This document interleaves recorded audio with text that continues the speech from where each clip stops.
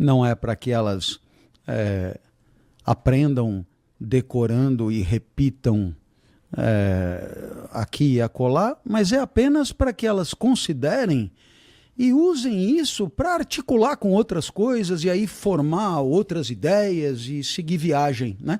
Como se fosse um grande quebra-cabeça onde eu colaboro aí com uma pecinha que, se bobear, ajuda a dar um colorido na produção intelectiva de cada um dos que estiverem ouvindo. Então isso é muito legal.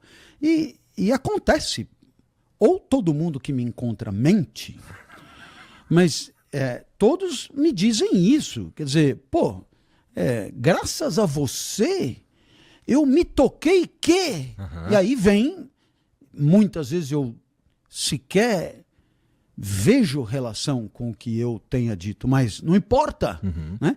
Graças a você, eu percebi que... E às vezes... bobagens e às vezes coisas fundamentais da vida. Do tipo, graças a você pedi demissão do meu trabalho, né? Por quê? Porque percebi que era uma relação inaceitável, abusiva, que a vida que me impunham era uma vida miserável. E quando você falou, eu me toquei na hora. No dia seguinte fui lá e falei, malandro, não vai mais rolar, né? E claro, assume-se um risco, porque todo mundo precisa, ou muita gente precisa trabalhar e precisa das consequências do trabalho, mas ao mesmo tempo abre-se uma oportunidade para colocar no lugar uma atividade que seja mais enriquecedora, uhum. que seja mais produtiva, né? que tenha mais a ver com cada um. E eu acho que essa oportunidade é uma oportunidade que todo mundo merecia ter, sabe? Também acho. Não é possível que todo mundo tenha que trabalhar aonde tem vaga, sabe? Eu sei que... Não me tome por um doidivanas alucinado que não tem contato com a realidade. Eu sei como as coisas funcionam, né? Eu trabalhei como professor antes de dar palestra, sabe? E era vermelho, vermelho, vermelho, vermelho. Nunca eu dava aula numa faculdade, depois em duas, depois em três, depois em quatro, depois em cinco. Você sabe como é? Você começa a acumular contratos de trabalho. Eu tinha eu tinha conta até no Mercantil Finasa, conta no banco do Ayrton Senna, conta no banco do... E era tudo um coisinha aqui, uma coisinha ali, juntava isso com aquele, com aquele, com aquele, com aquele, com aquele, com aquele, e não conseguia nunca dar conta daquilo que era o esperado, né? E então eu não sou um alucinado, eu sei como as coisas funcionam. Porém, ao mesmo tempo, eu sei também que se tiver outras vidas para viver, ótimo. Mas eu aposto só nessa aqui. Uhum. Por quê? Porque sou limitado, porque sou espiritualmente rasteiro, porque sou um réptil, porque não entendi nada. Mas eu fico só com essa. E já que só tem essa, vamos caprichar nessa.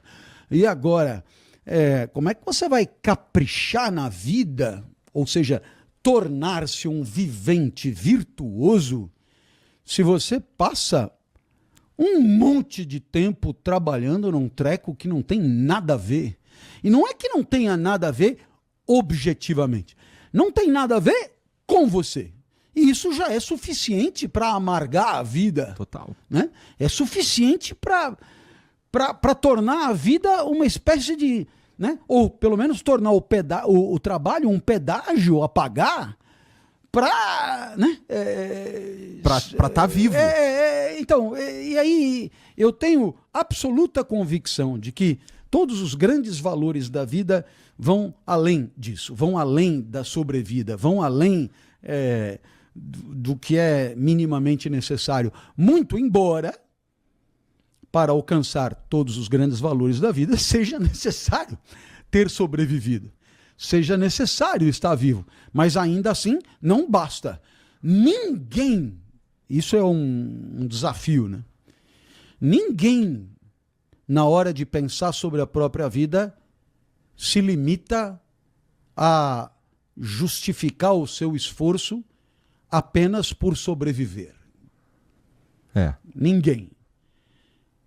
As pessoas dirão, eu estou lutando pela vida. Ponto. Imaginando aí um cara em dificuldades de saúde e tal. Bom, estou lutando pela vida.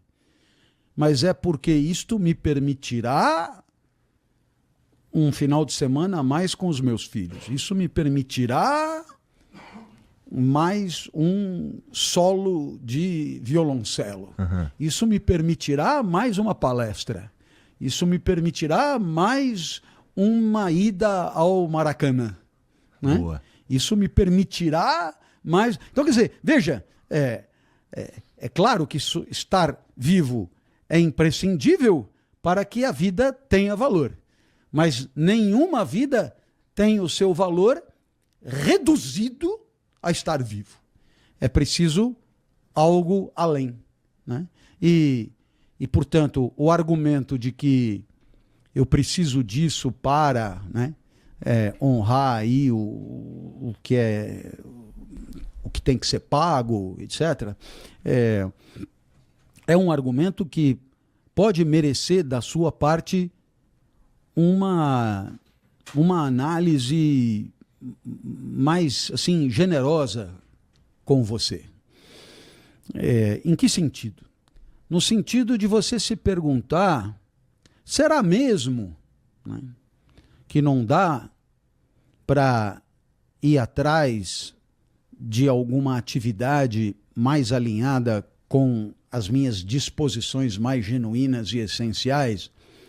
Será que não é só covardia? Será que não é só medo? Será que não é só acanhamento? Sabe?